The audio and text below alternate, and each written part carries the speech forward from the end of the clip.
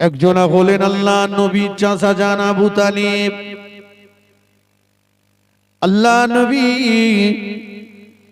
যখন মায়ের পেটে আব্বাজানকে হারালেন, 6 বছর বয়সে আল্লাহ নবী আম্মাজানের সঙ্গে আব্বাজানের কবর দেখতে গেলেন, আব্বাজানের সঙ্গে দেখা করতে গেলেন। ওই আবওয়া নামক প্রান্তরে আল্লাহ নবী জনম দুঃখিনী মাকেও হারিয়ে ফেললেন। মনে বড় ব্যথা যন্ত্রণা নিয়ে আল্লাহ নবী বাড়ির দিকে রওনা হয়েছে।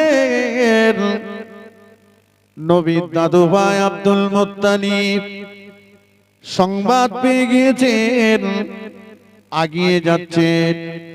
আল্লাহ রসুল দূর থেকে দেখতে পেলেন দাদু ভাই আসছেন। রাসূলুল্লাহ উটের পিঠ থেকে নেমে কাঁদতেছে না ছুটতেছে, কাঁদতেছে না ছুটতেছে। ছুটে ছুটে এসে দাদু ভাই আব্দুল মুত্তালিবের গলাটা জড়িয়ে ধরলে, দাদু ভাই, ও আমার দাদু ভাই, আমি মুহাম্মদ আব্বার মুখ দেখতে পেলাম না, আব্বার সঙ্গে আমার কথা হলো না, মুহাম্মদকে একবারও আমার আব্বা মুহাম্মদ বলে ডাকলো না। আমার আম্মা আমাকে বলেছিল, ও বাবা মুহাম্মদ, চলো বাবা, তোমার আব্বার সঙ্গে তোমার দেখা করাতে নিয়ে যাব। দাদু ভাই আব্বার সঙ্গে দেখা করাতে নিয়ে যে জনম দুঃখিনী মা, তিনিও আমার সঙ্গে কথা বলা বন্ধ করে দিয়েছে। দাদু ভাই, আম্মা কি কোনদিন আর আমার সঙ্গে কথা বলবে না? আম্মা কি কোনদিন আমাকে আর মুহাম্মদ বলে ডাকবে না? আম্মা কি কোনদিন আমাকে আর কোলে নেবে না?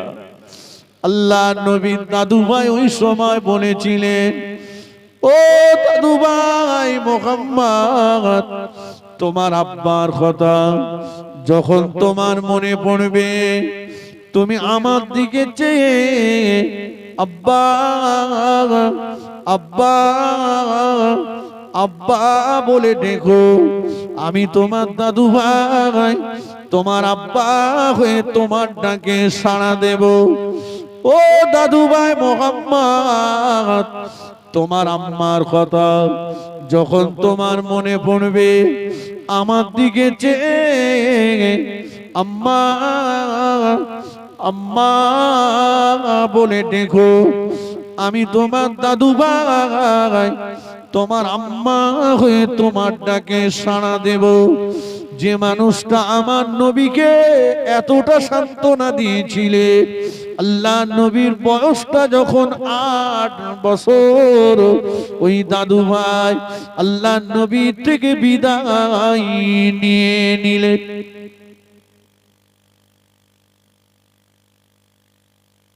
দাদু ইন্তেকাল করার আগে আল্লাহ রাসূলের দায়িত্বটা চাচা আবু তালিবের কাছে দিয়ে গিয়েছিলেন। আবু তালিব আমার নবীকে সন্তানের মতো ভালোবাসতেন। আবু তালিব ঈমান না আনলেও নবীকে মুহাব্বত করতেন, খুব ভালোবাসতেন।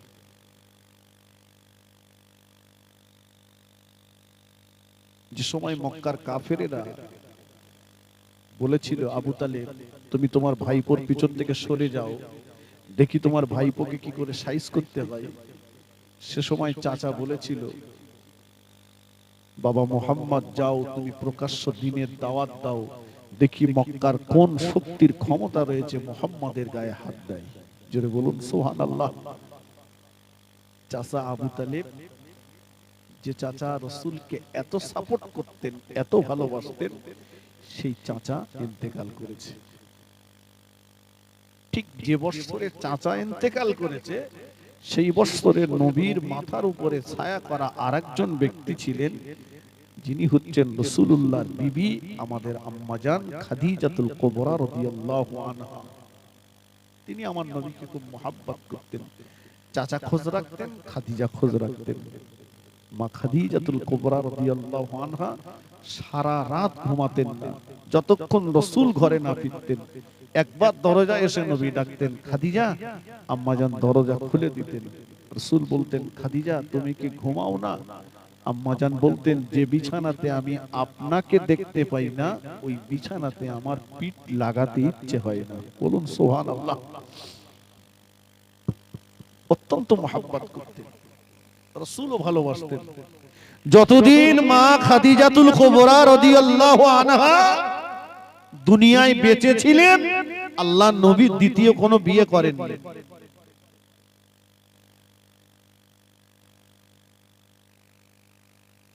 বিয়ে করা, অনেকে বলে ছোট হুজুর 4টে করেছে, আমি করবো তা কি হয়েছে? ছোট হুজুর 4টে করেছে, একটা গিন্নি শাড়ি কিনেছে 100 টাকায়, আর একটা গিন্নি শাড়ি কিনেছে 120 টাকা। যে শাড়িটা 100 টাকা নিয়েছে ওই শাড়ির আঁচলে ছোট হুজুর 20 টাকা বেঁধে দিয়েছে। সুবহানাল্লাহ বলে কি সমান বিচার করেছে। আর কিছু আছে দুটো করেছে, একটারে ফ্ল্যাটে রেখেছে আর একটারে মেরে ফ্ল্যাট করতেছে, বুঝলেন? একটারে ফ্ল্যাটে আর একটা মেরে ফ্ল্যাট করেছে। সমান বিচার নাই। যতদিন মা খাদিজা বেঁচে ছিলেন বিয়ে করেননি। শুধু তাই নাই, রাসূলুল্লাহ পরে যখন আবার একাধিক বিয়ে আল্লাহর হুকুমে করেছেন, কিন্তু কোন মুহূর্তে রাসূলুল্লাহ মা খাদিজার কথা ভুলে যাননি। রাসূলুল্লাহ এতগুলো বিবি পাওয়ার পরেও গভীর রাত্রে আল্লাহর কাছে হাত তুলে কাঁদতেন, আল্লাহ যেদিন সবাই সবাইকে ভুলে যাবে সেদিন যেন আমি আমার খাদিজাকে ভুলে না যাই। জোরে বলুন মোহাব্বত। আল্লাহ নবীর কাছে যখন গোশত হাদিয়া আসতো, আল্লাহ নবী আমাদের আম্মা জানদেরকে ডাকতেন। আল্লাহ নবীর বিবিরা, আমাদের আম্মা জানেরা এসে আল্লাহ নবীর সামনে বসে যেতেন। দয়ার নবী নিজে হাতে করে ওই গোশতগুলো সমস্ত বিবিদের, আমাদের আম্মা জানদের ভাগ করে দিতেন। মাঝে মাঝে মাঝে মাঝে আল্লাহ নবী একটা ভাগ নিজের কোলের কাছে টেনে রেখে দিতেন।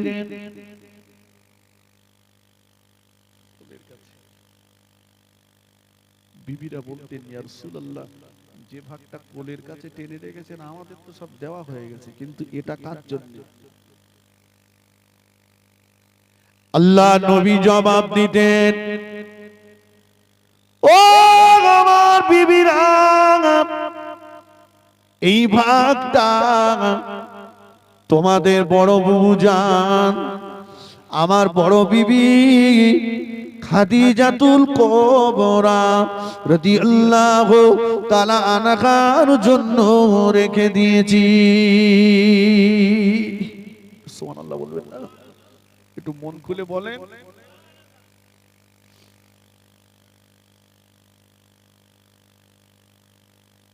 আম্মা জানেরা বলতেন, ইয়া রাসূলুল্লাহ,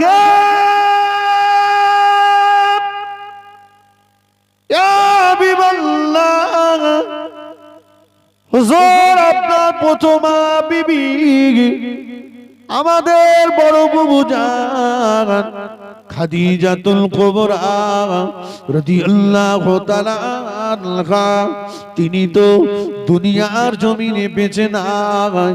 আমাদের বড় বুবু জান মক্কা শরীফের জান্নাতুল মুআল্লা কবরস্থানে শুয়ে আছেন।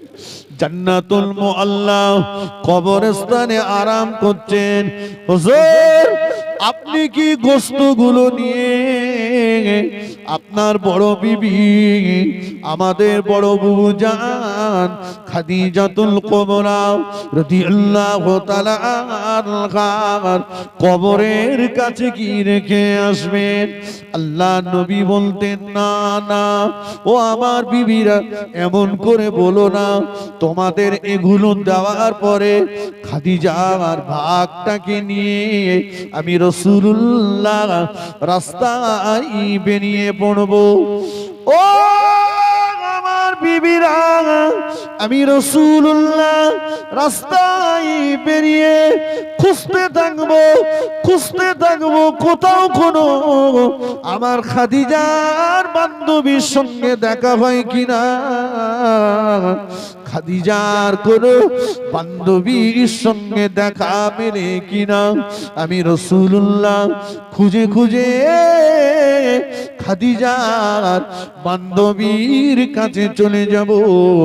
খাদিজার বান্ধবীকে যে বলবো, তুমি আমার খাদিজার বান্ধবী, আমার খাদিজা তোমাকে বড় মোহাব্বত করত, আমার খাদিজা তোমাকে বড় ভালোবাসতো, তুমিও আমার খাদিজাকে বড় মোহাব্বত করতে, তুমিও আমার খাদিজাকে বড় ভালোবাসতে।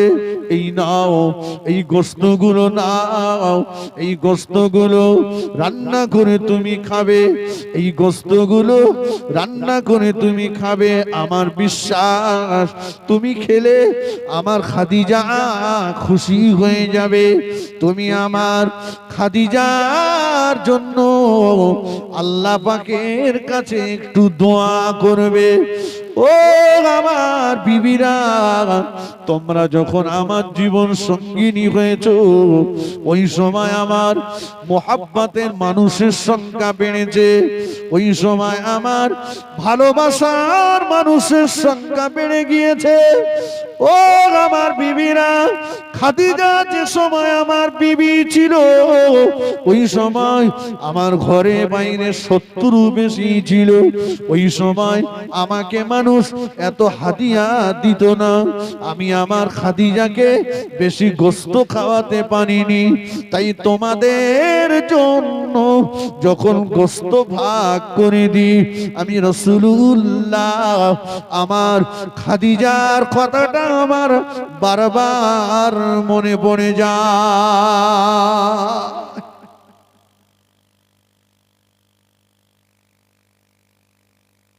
খাদিজা নেই, তবুও রাসূলুল্লাহ খাদিজার কথা বলেন ভুলিনি।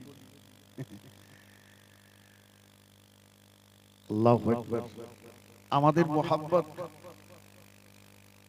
স্বামী বলেছে স্ত্রীরে, বউরি বলেছে তুই তো আমার বিরাট ভালোবাসিস, তা আমি মরে গেলে তুই আর বেটে করবি? তো তোমার কি তাই মনে হয়? তো বলছে দেখ, বেশাতি যদি করিস তো আমার কবরটা একটু শুকুনের সময় দিস, কাঁচা কবরে যেন তুই বিয়ে করিস। মা বোনদের বলছি, আপনারা একটু সামনের দিকে আগে বসেন, ওখানে বসার জায়গা হচ্ছে না শুনছি, একটু আগে বসেন। এখন স্বামী মরে গেছে, কবরও শুকোচ্ছে না, তাও বড় একটা তাল পাতা কেটে কবরের উপরে বাতাস করতেছে। একজন জিজ্ঞেস করে, ভাবি ও কেন? তো বলছে তোর ভাই বললো কবর শুকুলি তাই বে করিস, তার কবর তো শুকোচ্ছে না, তাই তাল পাতাতে হাওয়া করতিস, কবর যেন তাড়াতাড়ি শুকোই। মোহাব্বত। রাসূলের ঘরে খাট, শোকেস, ফ্রিজ, আলমারি ছিল না, কিন্তু সংসারটা রহমত বরকতে ভরপুর ছিল। সংসারে মোহাব্বত, ভালোবাসা ছিল। একটু জোরে বলুন সুবহানাল্লাহ। স্বামী স্ত্রীর মোহাব্বত আল্লাহ পাকের একটা নিয়ামত। কথা ঠিক কিনা বলেন? আল্লাহ পাকের নিয়ামত। আল্লাহ রাসূল ডাকতেন আম্মা জান আয়েশা সিদ্দিকা রাদিয়াল্লাহু আনহাকে, রাসূলুল্লাহ ডাকতেন ইয়া আয়েশাতাল হুমায়রা, আয় আমার লাল টুকটুকে বিবি আয়েশা। সুবহানাল্লাহ বলেন। সুবহানাল্লাহর ভাব খুব ভালো না, তার মানে বাড়ি মিল মুহাব্বত ভালো নেই নাকি? আমাদের সব মাঠের থেকে বাড়ি এসে কচির মারে ডাকতেছে, এই গরু হাঁক মারছে, এই বলে প্রথমবার ডাকে যদি শোনে তো ভালো, না তো দ্বিতীয়বার ডাকবে ইংরাজিতে। ইংরেজিতে মানে কি? গাল দেবে, গাল। এরাম দেয়, ও এরাম দেয়। ও বলতেছ তোর মাথা আমি চিপকে খাবো। হ্যাঁ, এখানকার মা বোনটা ভালো, এরা স্বামীর মাথাটা তো চিবোই না, এরা মাথা চিবোই না, তবে সুযোগ পাইলে একটু লেজা খায়। কিছু কিছু মেয়েরা আছে স্বামীরই এত গাল দেয়। কেতাবে এসছে কোন নারী, কোন মেয়ে যদি তার স্বামীকে একটা গাল দেয়, আল্লাহ পাকের 70,000 ফেরেশতা দৈনন্দিন 70,000 বার করে ওই মেয়েটার উপরে লানত, গজব, অভিশাপের দোয়া করতে থাকে। রাসূল বলেছেন মেরাজ কেসে মেয়েরা বেশি বেশি জাহান্নামী, তার ভিতরে প্রথম নম্বর কারণ হলো স্বামীর নাশুকুরি করা। কি বলেছি? কি বলেছি? নাশুকুরি করা। কি 12 বছর তোমার সংসার করছে, একটু সুখ পেলাম না, বলে না? বলে না? আজ এত বছর তোমার সংসারে আছি, শুধু খেটেই যাচ্ছি, একটু শান্তি পাইনি, সুখ শান্তি নেই। এই নাশুকুরি করা। নবী ইব্রাহিম খলিলুল্লাহ তার বেটা ইসমাইল জবিহুল্লাহ, তো এটা বুখারী শরীফের হাদিস, আমি গল্প বলছি না। তো ইব্রাহিম খলিলুল্লাহ একদিন ইসমাইল আলাইহিস সালামের বাড়িতে গেলেন, দিয়ে দেখছেন ইসমাইল সাল্লাম বাড়িতে নেই, তো বাইরে থেকে সালাম দিলেন। সালামের জবাব এসছে একটু কর্কশ ভাষা। ইব্রাহিম সাল্লাম জিজ্ঞাসা করলেন, কাইফা হালুকা ইয়া উম্মি, মা তোমরা কেমন আছো? তো ভিতর থেকে বলছে ওই কোন রকমে যাচ্ছে, খুব একটা ভালো যায় না। কে আপনি? ইব্রাহিম খলিলুল্লাহ বললেন, আমার পরিচয় নিতে হবে না মা, আমি চলে যাচ্ছি, তবে তোমার স্বামী বাড়ি আসতে বলে দিও ঘরের চৌকাঠটা পাল্টে নিতে। শুনছেন? বুখারী শরীফের হাদিস। ইসমাইল আলাইহিস সালাম বাড়িতে আসলেন, পুরো ঘটনাটা খুলে বললেন স্বামীকে। সঙ্গে সঙ্গে ইসমাইল আলাইহিস সালাম বললেন, যিনি এসেছিলেন উনি হচ্ছেন আমার আব্বা, আল্লাহর নবী। চৌকাঠ পাল্টাতে বলেছে মানে তোমাকে তালাক দিতে বলেছে, চলে যাও। তবে এই কথা শুনে বাড়ি গিয়ে যেন বউ তালাক দেবেন না, খবরদার, যে বাপ বলেছে মানে তালাক দেবো। এখন তো তালাক তো অ্যাভেলেবেল হয়ে গেছে।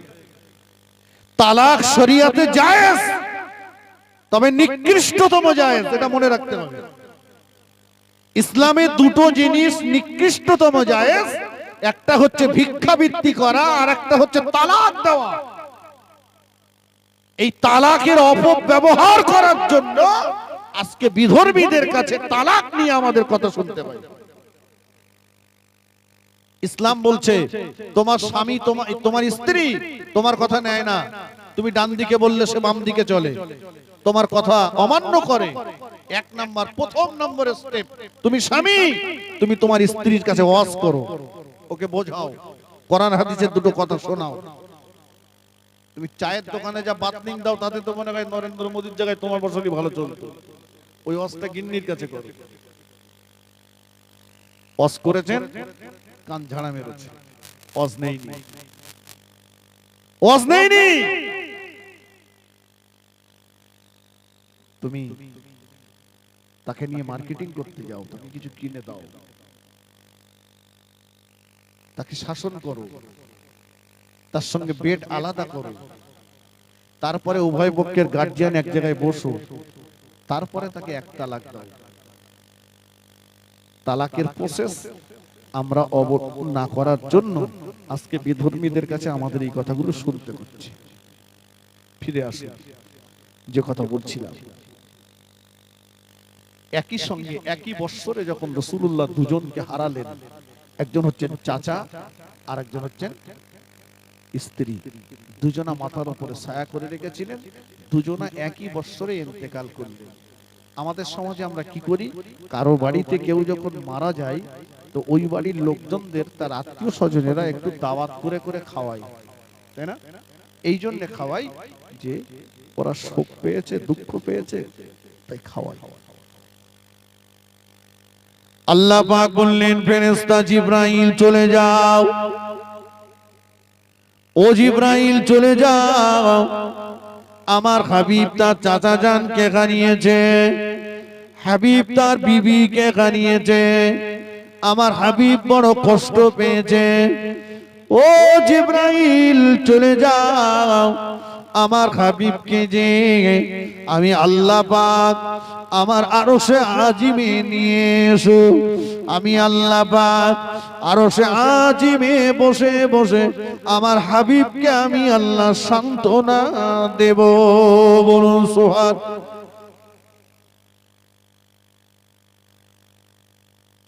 জিবরাইল আমিন আলাইহিস সালাম চলে আসলেন আল্লাহ রাসূলকে নিতে।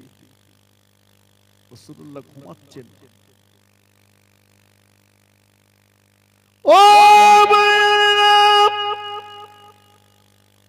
আল্লাহ নবী ঘুমাচ্ছেন, জিবরাইল আমিন আলাইহিস সালাম চিন্তা করলেন কিভাবে আমার নবীর ঘুমটা ভাঙাবে।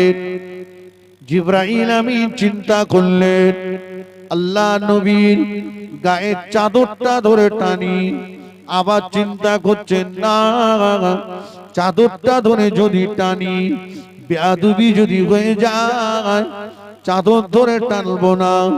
চিন্তা করলেন রাসূলুল্লাহর মোবারক মাথাটা ধরে একটু নাড়াচাড়া দিই, না যদি বেয়াদবি হয়ে যায়। জিবরাইল আমিন চিন্তা করলেন আল্লাহ নবীর নূরের বদনটাকে একটু নাড়াচাড়া দিই, কিন্তু না যদি বেয়াদবি হয়ে যায়। জিবরাইল আমিন আলাইহিস সালাম সর্বশেষ আল্লাহ নবীর কদম মোবারকে সুসুরি দিয়ে, রাসূলুল্লাহর কদম মোবারকে সুসুরি দিয়ে জিবরাইল আমিন আলাইহিস সালাম আল্লাহ নবীর ঘুমটা ভাঙিয়েছিলেন।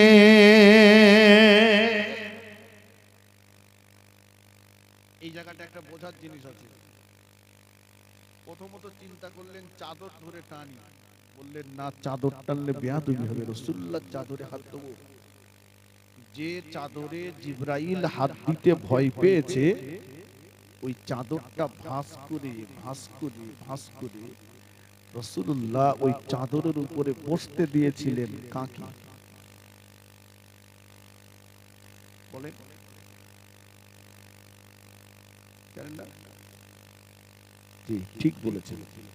রাসূলুল্লাহ দুধমা হালিমাতুস সাদিয়া যখন রাসূলের সঙ্গে দেখা করতে এসেছিল, আল্লাহ রাসূল দুধমায়ের শরীর, তার শরীরের গোস্তগুলো যেন হাড়ের সঙ্গে জড়িয়ে গেছে, তাই রাসূলুল্লাহ নিজের গায়ের চাদরটাকে ভাঁজ করে ভাঁজ করে ভাঁজ করে পাথরের উপরে দিয়ে তার উপরে দুধমার হাতটা ধরে আস্তে আস্তে ওই চাদরের উপরে বসিয়ে দিলেন। জোরে বলুন। সাহাবীরা বললেন, ইয়া রাসূলুল্লাহ, যে চাদরে হাত দিতে জিবরাইল ভয় পায় সেই চাদরে বসলো এই বুড়ি মেয়েটাকে। নবী বললেন, বুড়ি মেয়ে বলো না, উনি হচ্ছেন আমার দুধ মা, আমি যা দুধ খেয়ে বড় হয়েছি, উনি হলেন হালিমাতুস সাদিয়া। জোরে বলুন সুবহানাল্লাহ। আমরা যারা আজকে বসেছি ভাই, সবাই মা বাপের ভাত দেই তো?